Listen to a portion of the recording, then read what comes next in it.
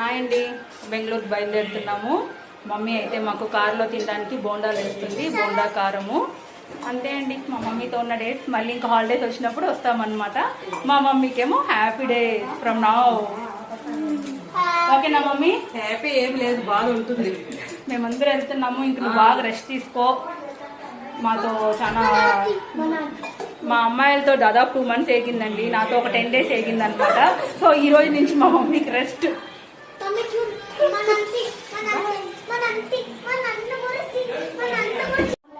ఎండలైతే మా ఊర్లో భలే మండిపోతుందండి. మా ఫేసెస్ చూస్తేనే మీరు తెలుసుకోవచ్చు ఎంత వేడి అని.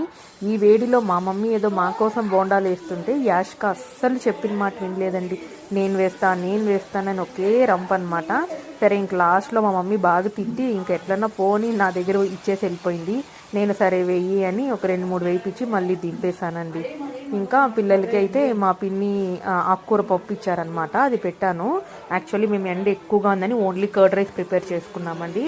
మా శ్రీని అయితే అన్నం తినేటప్పుడు ఆకుకూర భలే ఉంది అని చెప్పేసరికి మా డాడీ ఎక్కడ 2 ముద్దలు పెట్టు అన్నారు. సరే ఇంకా మా డాడీకి కలిపి 2 ముద్దలు ఆకుకూరతో పెట్టేసి మిగిలిన రైస్కి ఆవకాయ అయితే కలిపి పెట్టానండి. మా డాడీ కూడా కొంచెం తిన్నారనమాట.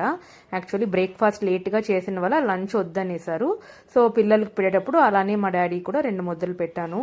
అంతేనండి, మేము ఇంకా కాసేపట్లో బెంగళూరుకి అయితే స్టార్ట్ అయిపోతాము.